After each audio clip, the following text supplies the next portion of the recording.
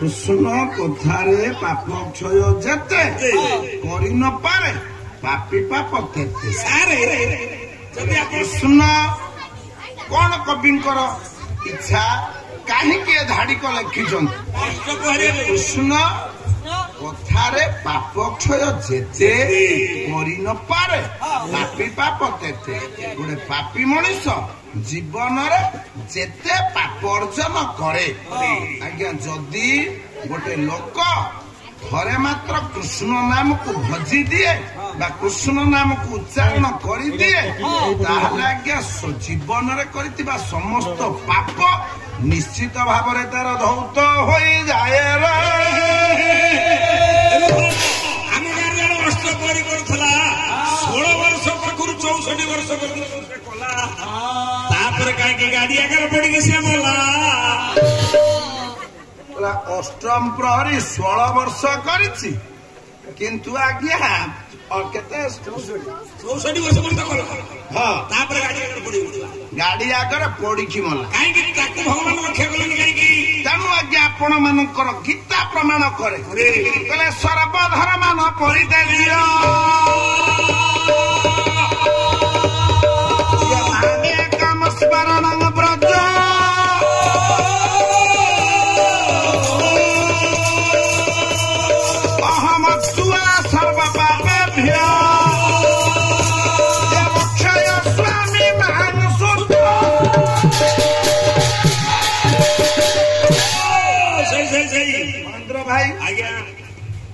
ଠାକୁର ମୋର କହିଲେ ତୃତୀୟ ପାଣ୍ଡବ ଅର୍ଜୁନ କୁ କହିଲେ ଅର୍ଜୁନ ରେ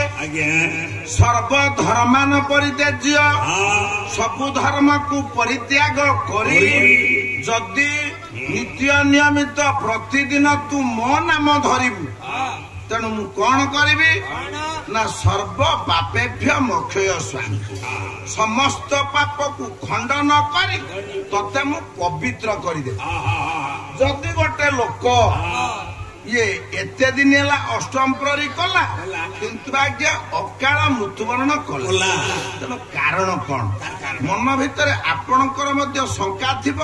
ଯଦି ଭଗବାନଙ୍କର ନାମକୁ ଧରିକି ଜଣେ ଗାଡି ଆକ୍ସିଡେଣ୍ଟ ହଉଛି ବା ଅକାଳ ମୃତ୍ୟୁବରଣ କରୁଛି ତାହେଲେ ସେ ଠାକୁରଙ୍କ ନାମକୁ ଭଜିବ କାହିଁକି ନାଇଁ? ତେଣୁ ଆଜ୍ଞା ଠାକୁରଙ୍କୁ ଭଜିବାକୁ ହେଲେ ବାବାରେ ଇଏ ଖାଲି ସ୍ପିକର ଧରିକି ହଇହାଲା କରିକି ଠାକୁରଙ୍କୁ ଭଜିଦେଲେ ଯେ ଭଗବାନଙ୍କ ନାମଟା ଭଗବାନଙ୍କ ପାଖରେ ପହଞ୍ଚିଗଲା ତା ନୁହଁ। ଭଜିବା ପାଇଁ ହେଲେ କେମିତି ଭଜିବ? ଶାନ୍ତିଧାମର ଠାକୁର ମୋର ଲେଖିଲେ ଆଜ୍ଞା ଅଭିରାମ ପରମହଂସ ଭଗବାନଙ୍କର ନାମକୁ ଭଜିବାକୁ ହେଲେ କେମିତି ଭଜିବାକୁ ପଡିବ? ମୋ ମା ଟା ବସିଛି ମୁଁ ଭାବୁଛି ସେ ମା ମୋର କଣ ପାଲା ଶୁଣିବା ପାଇଁ ବସିଛି ସେଠି ଗୋଟେ ଫ୍ୟାନ ଚାଲିଛି ପବନ ଟିକେ ଖାଇବା ପାଇଁ ଦେଖୁଛି ଗହଳି ଜାଗା ତେଣୁ ଆଜ୍ଞା ଗହଳିର ଭାରି ଜୋର ଗରମ ହଉଛି ତେଣୁ ଆଜ୍ଞା ଯଦି ଫ୍ୟାନ ଆଗରେ ଏଇଟା ହଉଛି ପାଲା ଦେଖେ ବା ନ ଦେଖେ କିନ୍ତୁ ଆଜ୍ଞା ଯଦି ଏଇଠି ବସିଯାଏ ଲୋକ କହିବେ ପାଲା ଦେଖୁଛି କିନ୍ତୁ ଆଜ୍ଞା ଫ୍ୟାନ ହାୱାରେ ସେ ବସିଛି ସେ କଣ ଠାକୁରଙ୍କ ନାଁ ଶୁଣୁଛି ନାଇଁ। ତେଣୁ ଠାକୁର ମୋର ଲେଖିଲେ ପଦଟିଏ କଣ କହିଲେ କହିଲେ ଯାହାର ହୃଦୟ ଏଇ ମୋ ମା ବସିଥିଲା ଦେଖିଲା ସେଠି ଠେଲା ପିଲାରେ କଣ ଖାଇବା ଏଇ ପାଲା ପାଖରେ ତ ଗୋଟେ ଚେୟାର ଅଛି ସିଧା ନେଇ ଆସିଲା ଏଇଠି ବସିଲା ଖାଇଦେଲା ତାର ପତର ଫିଙ୍ଗିବା ପାଇଁ ନେଇଗଲା ସେ କଣ ପ୍ରଭୁ ନାମ ଶୁଣୁ ତାର ପା ଖାଇବାରେ ବ୍ୟସ୍ତ ଥିଲା ତେଣୁ ଠାକୁର ମନ ଲେଖିଲେ କହିଲେ ଯାହାର ହୃଦୟ ଇଏ ନିର୍ମଳ ପ୍ରଭୁ ଇଏ ବସ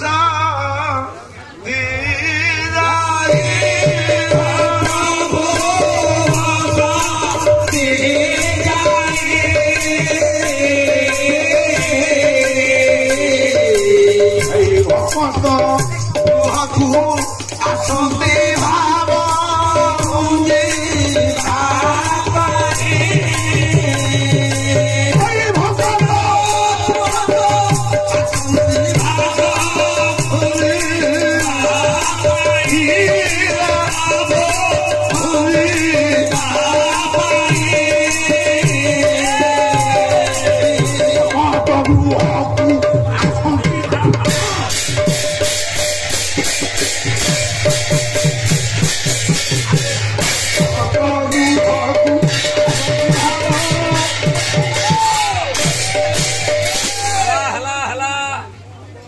ଯାହାର ହୃଦୟ ନିର୍ମଳ ପ୍ରଭୁ ବସନ୍ତି ଯାଇ ଭକତ ଗୃହକୁ ଆସନ୍ତି ଭାବ ଭୁଞ୍ଜିବା ପାଇଁ ଯାହାର ହୃଦୟ ନିର୍ମଳ ଯେ ପବିତ୍ର ହୃଦୟରେ ଭଗବାନଙ୍କୁ ପ୍ରାର୍ଥନା କରେ ତା ପାଖକୁ ଠାକୁର ଚାଲିଯାଆନ୍ତି କାହିଁକି କଥା ମୁଁ କହିବି ନା ଆପଣ ମାନଙ୍କର ଆଉ ଜଣେ କବି ଯାଜପୁର ଜିଲ୍ଲା ଗାଁ ନାଁ ହଉଛି ବାଲିଆ ଆଜ୍ଞା ନାଁ କଣ ନା ଅଭିମନ୍ୟୁ ସାମନ୍ତ ସେ କଣ କହିଲେ କହିଲେ ବନ୍ଧାମ କାଳକ ସେ ନେହଡରେ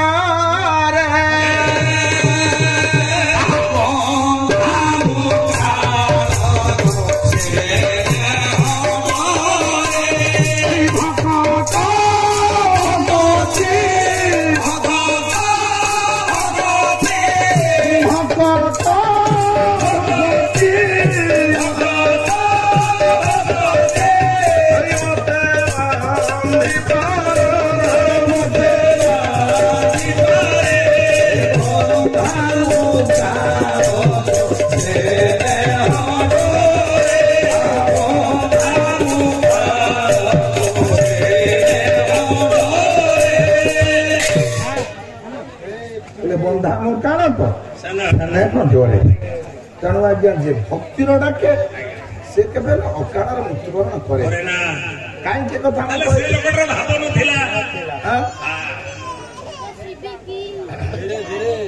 ତେଣୁ ଆଜ୍ଞା ମହେନ୍ଦ୍ର ଭାଇ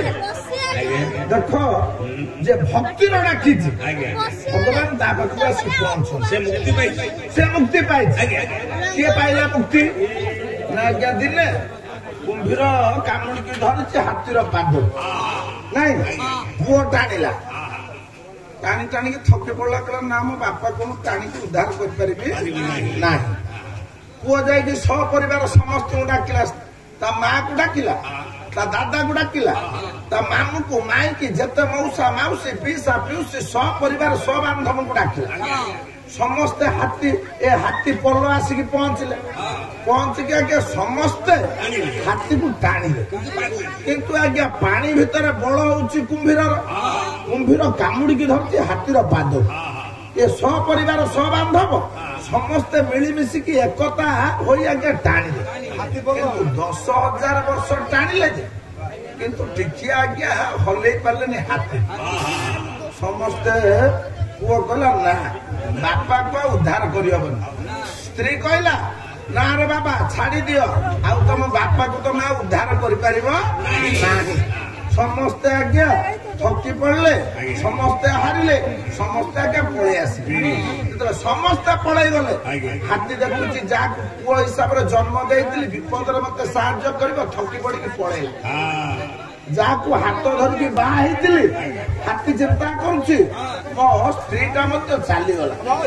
ବନ୍ଧୁ ଶ୍ରେଷ୍ଠ ଯିଏ ହେଇଥିଲା ଶଳା ସେ ମଧ୍ୟ ତା ବାଟ ଚାଲିଗଲା ଏଇ ଜଣେ ମତେ ଉଦ୍ଧାର କରିପାରିଲେନି ତେଣୁ ଆଜ୍ଞା ଚିନ୍ତା କଲା ହାତୀ ଶେଷରେ ମତେ କିଏ ଉଦ୍ଧାର କରିବ ନା ଭକ୍ତି ଭାବରେ ଡାକିଲା କାହାକୁ ଡାକିଲା ସେ ଗଜରା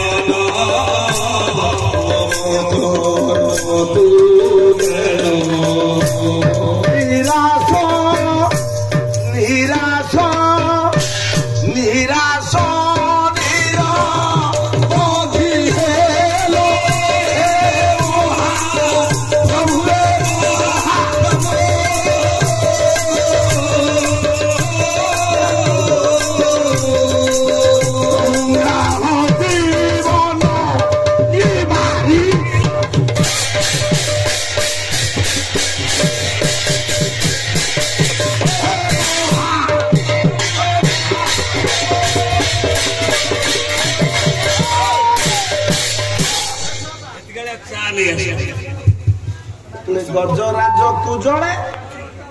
ग्राहक राशिबा बेले बेसी कौन ना 100 टका कमे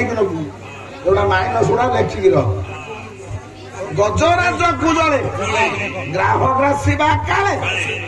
तेणु आज्ञा ग्राहक लंते कुंभीर जो कुंभीर ग्रास करुच्छे हाथी को सत बड़े आज्ञा हाथी भगवान को एकल डाकिला केमी डाकिला तोली धरिला पद्ममूल तोली धरिला पद्ममूल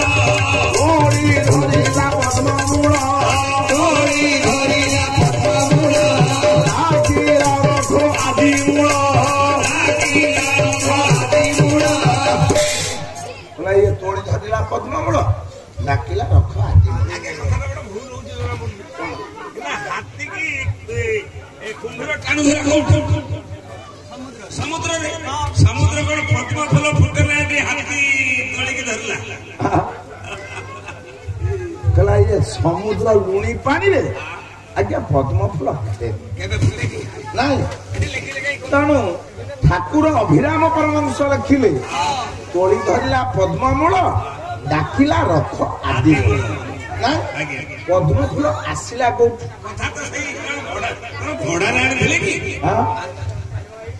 तेणु से फूल कौटू आईला लुणी पानी रे समुद्र पानी रे फूल आज्ञा फुटे तेणु आज्ञा पद्म फूल डाकिए कहला के जानिब मन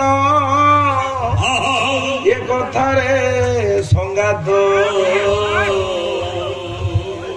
स्त्री स्त्री बाटर चल पुओ बाटरे मामू माई दादा खुड़ी मौसा माउसी पीसा पिउसी सब घोषारी टाणले 10,000 वर्ष बीतीगला केही आज्ञा समुद्र पानी उद्धार कर पारे नाई हाथी जनक आज समस्त को आज्ञा भूली जाऊँगी जाइए आज्ञा जन को चिंता करुच्ची पद्म फूल आसी कौटू कहला के जानिब मन ये कथा रे संगात जंगल टे निया लगी जाए आज्ञा संगे संगे फोन आसो पाख निकटस्थ जंगल निया लगी जाए बा जदि गोटे गाड़ी उल्टी पड़ला तेणु आज्ञा समस्ते कह वासुदेवपुर ब्लॉक रोड रे गोटे 10 टकिया ट्रक जाऊला उल्टी पड़े समस्ते जापर किंतु आज्ञा गोटे जगार जदि निया लगी जाए से दमकल लिभे पारबनी कि आपण माने गाँ लोक समस्ते जाई पहुंचले सी निया को लिभे हुए तेणु आज्ञा ये ठाकुर आमर कहले जो पद्म फूल बाहर एमितिया जगार निया लगे ये 50टा पोखरी चारिपटर थी बहुत पानी थी पानी ढालिले निया लिभु ना कहला के जानिब मन ये कथा रे संगात के जानिब मन अरे के जानिब मन कथा रे संगात के जानिब सुमने सुमन मुंशी राखी दिली सुमने सुमन मुंशी राखी दिली सुमने सुमन मुंशी राखी दिली फल है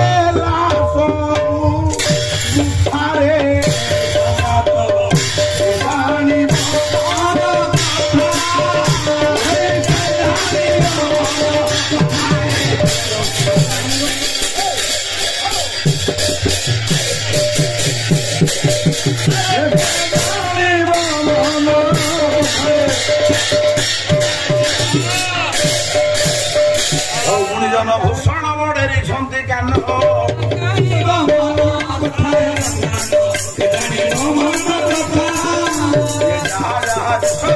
ହୁଏ ଆଲୋଚନ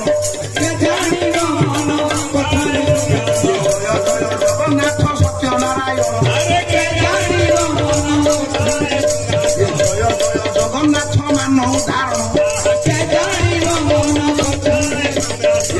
ଜୟ ଜଗନ୍ନାଥ ପତିତ ପାବନ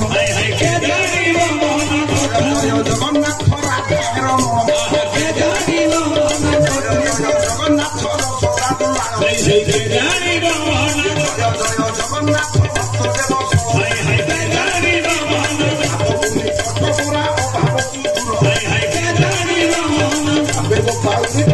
ଖାଇଛି ଲକ୍ଷୀର ମାରିଲା ଗୋଇଠା ପ୍ରଭୁ ଖାଇছিল ପୁରା ସପରିବ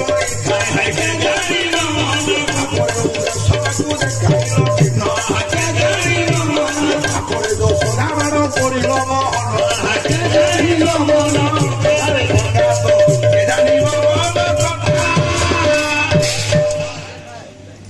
ମୋର ବିଦ୍ୱାନ ମଣ୍ଡଳ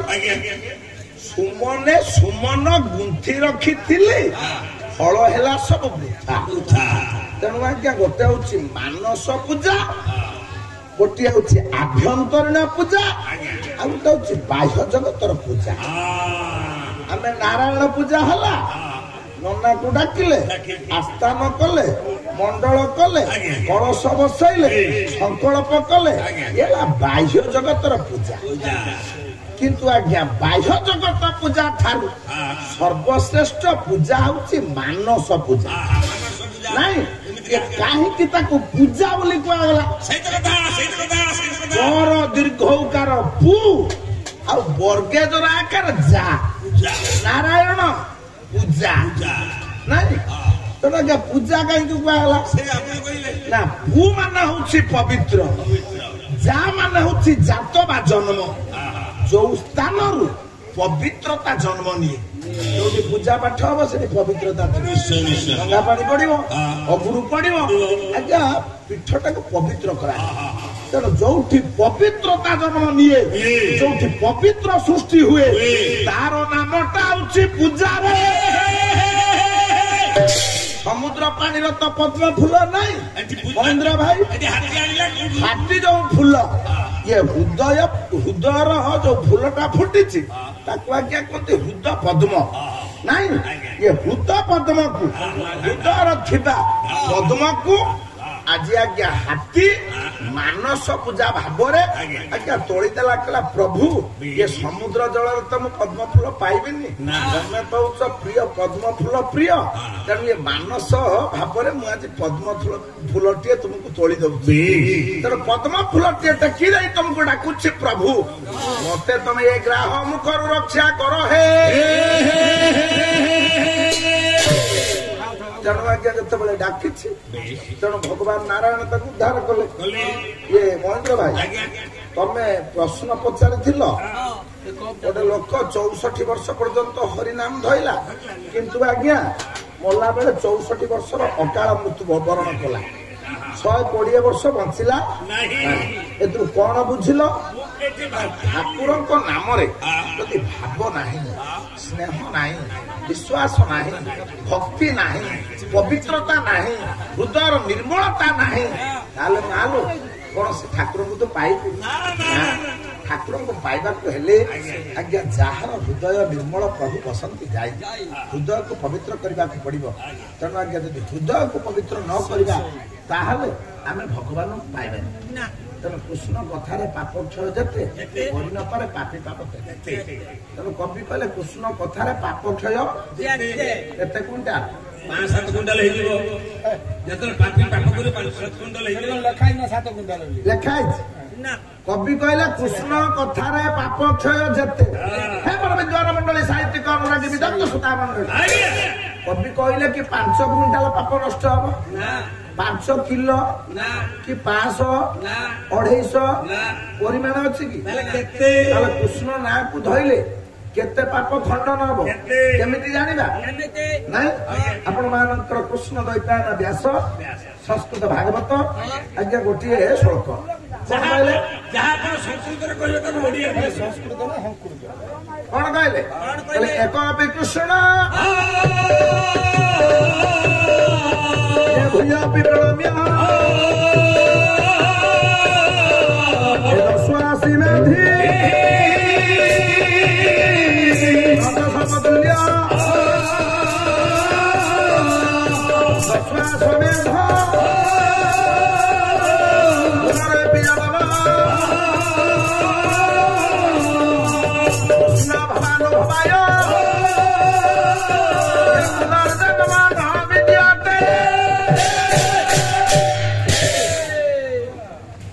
ମହେନ୍ଦ୍ର ଭାଇ ଯଦି ଭଗବାନ କୃଷ୍ଣ ନାଁକୁ ଧଇଲେ କେତେ ପାପ ମୋଚନ ହୁଏ? ଏକ ଅପି କୃଷ୍ଣ ଭୂୟପି ପ୍ରଣମ୍ୟ। ଯଦି ଥରେ ମାତ୍ର ଭଗବାନ କୃଷ୍ଣଙ୍କର ନାଁକୁ ତୁଣ୍ଡରେ ଉଚ୍ଚାରଣ କଲ ଗୋଟେ ଲୋକ 10ଟି ଅଶ୍ୱମେଧ ଯଜ୍ଞ କରିକି ଯେତିକି ପୁଣ୍ୟତା ଫଳ ପାଏ ଆଜ୍ଞା ଥରେ ଯଦି ଭଗବାନ କୃଷ୍ଣ ନାଁକୁ ଆମେ ଧରିବା ତାହେଲେ 10ଟି ଅଶ୍ୱମେଧ ଯଜ୍ଞର ପୁଣ୍ୟ ଫଳ ଆମେ ପାଇବା।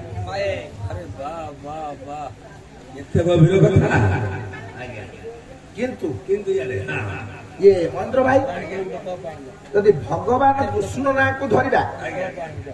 ପୁଣ୍ୟତା ପାଇଲେ କିନ୍ତୁ ଆଜ୍ଞା ଯେ କୃଷ୍ଣ ନାମ ଧରିବ ସେ ମରିବ ଆଉ ଯେ 10ଟି ଅଶ୍ୱମେଧ ଯଜ୍ଞ କରିବ ସେ ପୁଣ୍ୟତା ବ୍ୟକ୍ତି ମଧ୍ୟ ମରିବ। ତେଣୁ କୃଷ୍ଣ ନାଁ ଧରିଲା ସିଏ ମଲା ଆଉ ଯେ ଯଜ୍ଞ କଲା ସିଏ ବି ମଲା ନାଇଁ କାରଣ ଏ ସଂସାରର ଯିଏ ଜନ୍ମ ହବ ସେ ତ ମରିବ। କହିଲା ମର୍ତ୍ତ୍ୟ ମଣ୍ଡଳେ ଦେହ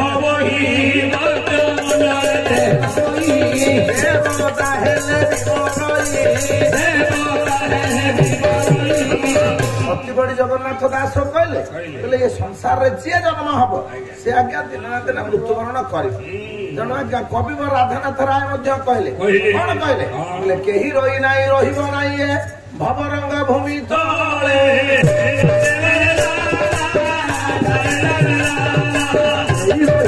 ରହିବ ନାହିଁ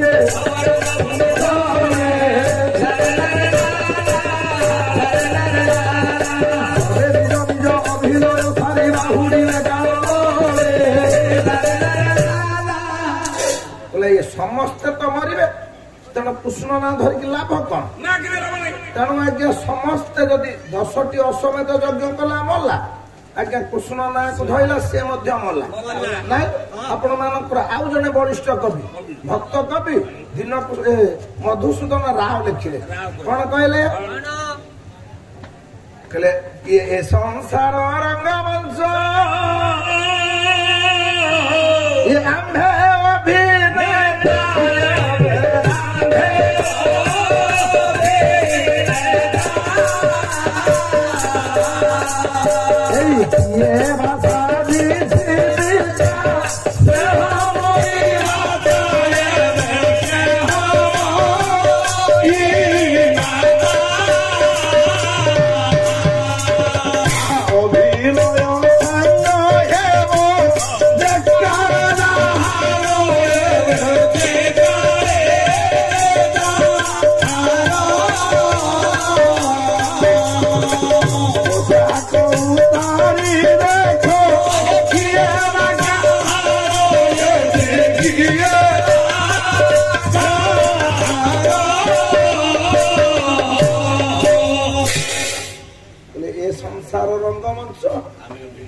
ଅଭିନେତା ନାଇଁ କହିଲେ ଏ ସଂସାର ଯଦି ଗୋଟିଏ ରଙ୍ଗମଞ୍ଚ ହୁଏ ପେଣ୍ଡାଲ ହୁଏ ଆମ୍ଭେ ମାନେ ହଉଛନ୍ତି ଗୋଟେ ଗୋଟେ ଅଭିନେତା। ଏ କଥାଟାକୁ ବୁଝେଇବା ପାଇଁ ହେଲେ ସରଳ କଣ ଆପଣ ମାନେ ସବୁ ଯାତ୍ରା ଦେଖିବା ପାଇଁ ଯାଇଥିବେ ଯାତ୍ରାର ଆଜ୍ଞା ଜଣେ ଝିଅ ପିଲାଟେ ହେଇଥିବ ସ୍ତ୍ରୀ ଗୋଟେ ପୁଅ ପିଲାଟେ ହେଇଥିବ ସ୍ୱାମୀ। ଝିଅ ପିଲାଟି ସେ ରାତି 4 ଘଣ୍ଟା କାଳ ତାକୁ ସ୍ୱାମୀ ସ୍ୱାମୀ ବୋଲି କହୁଥିବ ନାଇଁ ବା ଭାଇ ଭାଇ ବୋଲି 2 ପୁଅ ଡକାଡକି ହଉଥିବେ ସିଏ ବାପା ମା ହେଇଥିବ ଯେତେବେଳେ 4 ଘଣ୍ଟା ଆଜ୍ଞା ଯାତ୍ରା ସରିଯିବ ମୁହଁରୁ ପାଉଡର ଲିଭିଯିବ ପେଣ୍ଡାଲ ଓହ୍ଲେଇ ପଡିବେ ସେ ଯୋଉ ଝିଅଟି ସ୍ତ୍ରୀ ହେଇଥିଲା ଆଉ ଯୋଉ ପୁଅଟା ସ୍ୱାମୀ ହେଇଥିଲା ସେ କଣ ସ୍ୱାମୀ ସ୍ତ୍ରୀ ହେଇକି ଗୋଟିଏ ଘରକୁ ଯିବେ କି ଝିଅଟି ତା ବାଟରେ ପଳେଇବ ପୁଅଟି ଆଜ୍ଞା ତା ବାଟରେ ପଳେଇବ ସେ ସ୍ୱାମୀ ସ୍ତ୍ରୀ ହେଇଥିଲେ 4 ଘଣ୍ଟା ପାଇଁ ଅଭିନୟ କରୁଥିଲେ ବାସ୍ତବରେ ସେମାନେ ସ୍ୱାମୀ ସ୍ତ୍ରୀ ନୁହନ୍ତି ସେଇଟା ଗୋଟେ ନାଟକ ଥିଲା 1.5 ଦିନର ସ୍ୱାମୀ କୁହ ସ୍ୱାମୀ ଭଡାରେ ମିଳୁଛି କୁହ ବା ଇଏ ଯାହା ତମେ ମନ ଭିତରେ ପରିକଳ୍ପନା କରୁଛ କର କିନ୍ତୁ ଇଏ ହଉଛି ଆଜ୍ଞା ଯାତ୍ରା ପେଣ୍ଡାଲର କଥା ମହେନ୍ଦ୍ର ଭାଇ ତମେ ଗୋଟେ ନାଲି ସାର୍ଟ ପିନ୍ଧିଛ ମୁଣ୍ଡରେ କୁଙ୍କୁମ ଲଗେଇଛ ସିନ୍ଦୁର ଲଗେଇଛ ତମକୁ ଦେଖିଲା ବାଲା ଦେଖିଲେ ଲୋକ କହିବେ ଇଏ ହଉଛି ଗୋଟେ ପାଲା ସଙ୍ଗୀତ କିନ୍ତୁ ଇଏ ଯୋଉ ବାପା ଆମର ବସିଛନ୍ତି ଇଏ ବାପା ଏଠି କଣ ଅଭିନୟ କରୁଛନ୍ତି ନା ବାପାଙ୍କ ମୁହଁକୁ ଯଦି ଚାହିଁବା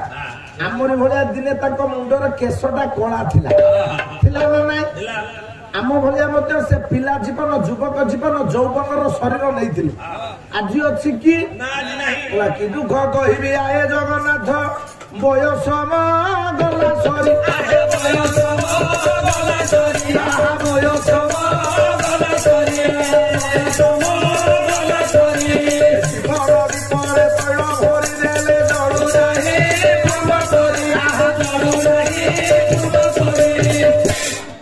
ଆମେ ଯେମିତି ବର୍ତ୍ତମାନ ଦୌଡ଼ି ଦୌଡ଼ିକି ଚାଲିଯିବା ଏ ବାପାଙ୍କୁ ଯଦି କହିବା କିଛି ଗାଁ ଟୋକା ଦୌଡୁଛନ୍ତି ବାପା ତାଙ୍କ ସାଙ୍ଗରେ ତମେ ଦୌଡୁନ ଏ ବାପା କଣ ଗାଁ ଟୋକାଙ୍କ ସହିତ ଦୌଡ଼ିବାର ବୟସ ଅଛି ନାଇଁ ତେଣୁ ଆଜ୍ଞା ଜୀବନ ଦୀପରେ ତୈଳ ଭରିଦେଲେ ଜଳୁ ନାହିଁ ଆଉ ପୂର୍ବ ପରେ ଆଜ୍ଞା ଯେମିତି ଟୁକା ବାପା ଯେତେବେଳେ ଟୁକା ଥିଲେ ସେ ହୁଏତ ନଡିଆ ଗଛ ଚଢି ଯାଉଥିଲେ ଆମ୍ବ ଗଛ ଖାଇ ଦଉଥିଲେ ନଡିଆକୁ ଇଏ ପୁରିକି ଦେଲେ ମତେ ବାପାଙ୍କ ଦାନ୍ତର ଆଉ ହବନି ନାଇଁ ତେଣୁ ସେ ଯୁବକର ସମୟ ସୀମା ପୁରିଗଲା କେବଳ ସେତିକି ନୁହଁ ଆଉ କଣ ଇଏ କେଶ ଥିଲା କଳା ପଡିଗଲା ଧଳା ବୟସ ହେଲା ବୁଢା ବୟସ ହେଲା ବୁଢା ବୟସ ହେଲା ବୁଢା କେଶ ଥିଲା କଳା ପଡିଗଲା ଧଳା ବୟସ ହେଲା ବୁଢା ବୟସ ହେଲା ବୁଢା ବୁଢୀ ଗୋରେ ବାଟ ଚାଲୁଥିଲି ମୁଇ ଦିଦି ଗୋରେ ହେଲି ସିଆ ଦିଦି ଗୋରେ ହେଲି ସିଆ 2 ଗୋଡର ବାଟ ଚାଲୁଥିଲେ ଆଉ ଟିକେ ବୟସ ଯେତେବେଳେ 80 ବର୍ଷ ହେଇଯିବ ଆପଣ ମାନେ ଗୋଟେ ବାଡି 2ଟା ଗୋଡ ଉପରେ ଭରସା ରହିବନି ବାଡି ଧରିକି ଚାଲିବା ଇଏ ହଉଛି ସଂସାରର ଗୋଟେ ଅଭିନୟ ଇଏ ସଂସାର ଅଭିନୟ ସାଙ୍ଗ ହବ ସେ କାଳେ ଯାହାର ପୋଷାକ ଉତାରି ଦେଖ କିଏ ବା କାହାର ଏ ସଂସାର କେହି କାହାର ନୁହେଁ ଆମେ ଯାହାକୁ ପୁଅ ବୋଲିକି ଆଦରିକି ଧରିଛେ ଯାହାକୁ ଆଜ୍ଞା ଝିଅ ବୋଲି କହିକି ଆଦରିକି ଧରିଛେ ଆଜ୍ଞା ସଂସାରକୁ ଜାବୁଡିକି ଧରିଛେ ଏ ଘର ମୋର ଏ ଗାଡି ମୋର ଏ ସୁନାରୂପା ମୋର ଏ ଧନ ସମ୍ପତ୍ତି ମୋର ସବୁ କଥା ଜାଣିଛି ମଣିଷ ଏ ସଂସାରଟା ହଉଛି ମିଛମୟ ସଂସାର ଏ ମିଛମୟ ସଂସାରରେ କେହି ନୁହେଁ କାହାର ଜନକ ଜନନୀ ଜାୟା ସବୁ ତୋର ମିଛ ମାୟା ଏ ମାୟା ଘେରା ଗ୍ରନ୍ଥ ତାଲା ଖୋଳରେ ଜନକ ବୋଲନ୍ତେ ବାପା ମିଛ ଜନନୀ ବୋଲନ୍ତେ ମା ମିଛ ଭାଇ ମିଛ ଦାଦା ମିଛ ବୁଢୀ ମିଛ ସଂସାର ସବୁ ହଉଛି ସ୍ତ୍ରୀ ସତ ମୋ ସ୍ତ୍ରୀ ସତ ମୁଁ ଅନୁମାନ କରୁଛି ବାପା